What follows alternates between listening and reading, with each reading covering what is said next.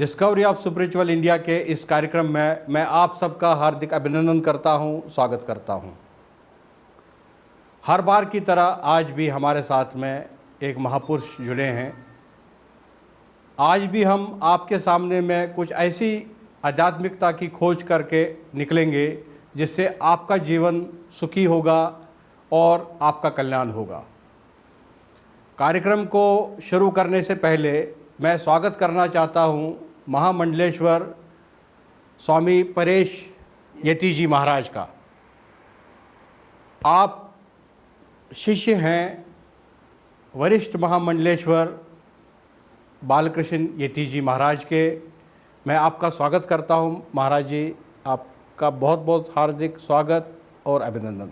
शुभम कल्याणम। सबसे पहले यही हम जानने की चेष्टा करेंगे महाराज श्री कि आप महाराज श्री के साथ कैसे जुड़े, कैसे उनके साथ भेंट हुई और आपकी किस तरीके की यादें महाराज के साथ में जुड़ी है। यह शरीर पहले से अध्यात्म की ओर था। बचपन से हम भगवान का स्मरण भजन आदि करते थे। कुछ पारिवारिक ऐसी चीज़ मिली कि जो हमें नित्य प्रति ये चीज़ें करनी ही पड़ती थी, सुबह शाम करके। सन 65 में या 68-65 के बीच में महाराज जी का दर्शन हुआ मुझे भैरव चौक हल्द्वानी में। तब तक मैं पढ़ता भी था और कुछ आध्यात्मिक पुस्तकों का भी अध्ययन करता था, योग आदि का, योग दर्शन का।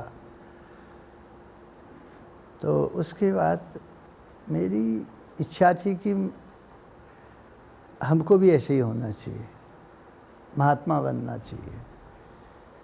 तो धीरे धीरे समय हमको सन 74 में मिला।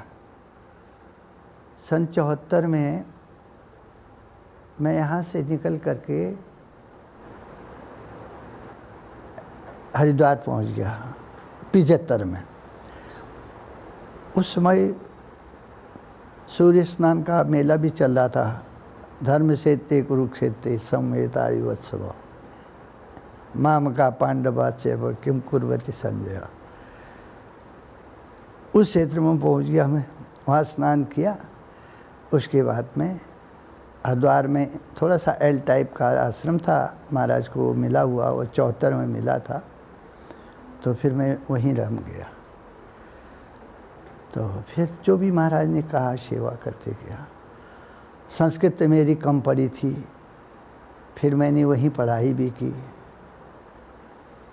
व्याकरण से पढ़ाई की, नव्य न्याय से की, दर्शन से की, वेदांत से की। अच्छी पढ़ाई रही, बहुत अच्छा मुझे मौका मिला महाराज की कृपा से। और आश्रम की सेवा में भी बिल्कुल नित्य प्रति रहा। सिर्फ एक ही धुन ठहरी कि प्रभु का कार्य है, प्रभु मिलन की बात है। महाराज हमारे गुरुदेव हैं, शिरोधारी हैं, उनके चरणों में रहें हर हमेशा। और हमें कोई चिंता भी नहीं रहती थी, कोई बात नहीं। जबकि वहाँ उस समय मंदिर आदि नहीं था, पैसे आदि की बड़ी व्यवस्था नहीं थी, तो हम उसमें भी आनंद से रहते थे। महाराज भेजते थे कभी इधर उधर से। तो ऐसे करते करते फिर 76 में मुझे ये चोला मिला उन्हीं के द्वारा, कुंभ में, प्रयागराज में। तो उसके बाद उधर हम अध्ययन भी हमारा चलते रहा और आश्रम सेवा भी चलते रही। इधर महाराज जी का कभी बड़े कार्यक्रम हो, उसमें भी कुंभ में आदि आदि में जो भी मेरे लायक होते थे कार्यों में करता था। तो तब से चलते रहा। और महाराज एक महान पुरुष थे और हैं, क्योंकि शरीर से तो नहीं हैं और चेतन आत्म रूप से वो सब जगह हैं, यहाँ भी हैं वहाँ भी हैं, सबके हृदयों में। तो महाराज जी आप मूलतः हल्द्वानी से ही हैं? मूल जिला अल्मोड़ा है, महाराज जी का भी उधर ही का है।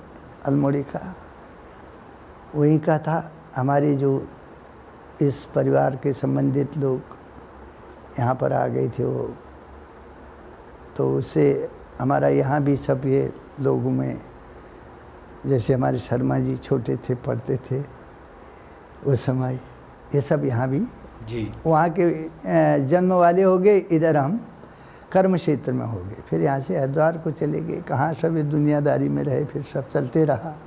तो इनकी शक्तियों का अगर हम वर्णन करें महाराज श्री, तो वो तो संभव नहीं है इस इंटरव्यू में इतने महान व्यक्तित्व का पूरा वर्णन करना। फिर भी संक्षेप में अगर इनकी शक्तियों के बारे में हमें अपने दर्शकों को बताना हो, तो महाराज श्री आपने खुद अनुभव किया होगा इनकी शक्तियों का। हाँ, ऐसा है, ये किसी को कुछ ऐसा कहते भी नहीं थे, ऐसी झूठ बात नहीं बकाते थे, हम तुमको वरदान दे दें, हम तुमको सांप दे दें, ये उनका कोई मुँह से ऐसे शब्द नहीं निकलते थे। ये गंभीर अपने में रहते थे। जो भक्त को कहा है कि यदि जो ये था माम प्रवदन्ते ताम तथैव भजाम्यहम् मम वर्तमान वर्तन्ते मनुष्या पार्थ सर्वस्व। भगवान ने कहा कि जो मेरा जैसे जैसे चिंतन आदि करता है, जैसे वो मुझ में श्रद्धा विश्वास रखता है, मैं भी ठीक उसी प्रकार से उसके लिए हूँ। और ये इनका हमने देखा, मैं इनके साथ करीब 45 साल लगभग हो गया। तो इनके जो भक्त थोड़ी भी श्रद्धा किए, वो कहा है ना कि चतुर्विधा भजन्ते माम जना सुकृतनोदना आर्तो जिज्ञासु अर्थार्थी ज्ञानी च बहत्तर सब। 4 प्रकार के भक्त होते हैं कहा। कोई ज्ञान के लिए होता है, कोई धन प्राप्त करने के लिए होता है, कोई डरा हुआ होता है, और कोई ज्ञान के लिए होता है। इस प्रकार से इनके भी थे। अब बनिए लोग कोई खुमचों में काम करते थे, आज उनकी अटारियाँ हैं, ये तो आप दिखाएंगे ही। जी। और जो मैंने देखा वो कह रहा हूँ, सब संपन्न खुमचे वाले अरबपति हैं। जी। भगवत कृपा है, गुरु कृपा है। श्रद्धा करते थे वो भी, उनकी भी श्रद्धा थी। यो यह श्रद्धा तथैव च। तो उस प्रकार से उनकी श्रद्धा थी, और उनको वैसी जो जो चाहता है ना उसको मिलता है। अब हमको तो सिर्फ एक आत्मीय प्रेम चाहिए था, वो मिला है। वो हमारे सर्व जगह हैं, सर्वत्र हैं। तो महाराज श्री के साथ में ये चर्चा पहले सत्र में हमने चर्चा की। हमने इनके गुरुजी के बारे में जाना, जो वरिष्ठ महामंडलेश्वर जूना अखाड़े के रहे और बहुत ही प्रसिद्ध एवं सिद्ध पुरुष रहे इस धरती पर। हाँ, महाराज श्री ने उनके बारे में कहा कि उनका नियम जो था वो पक्का था। 3 बजे उठते थे, फिर अपना वो कार्य करते थे, पाठ पूजा करते थे, बहुत कम बोलते थे, किसी को किसी चीज़ का ऐसा एहसास नहीं दिलाते थे कि जैसे उनको पैसा दे दूं या आप ये अंगूठी पहनो या इस तरह के करो आपको चमत्कार होगा। तो चमत्कार के नाम से उनको कोई लगाव नहीं था। एक सरल एवं सिद्ध महापुरुष रहे हैं। यहाँ में एक छोटे से ब्रेक के लिए रुकना पड़ रहा है। ब्रेक के बाद में हम महाराज श्री के साथ में इस कार्यक्रम को जारी रखेंगे।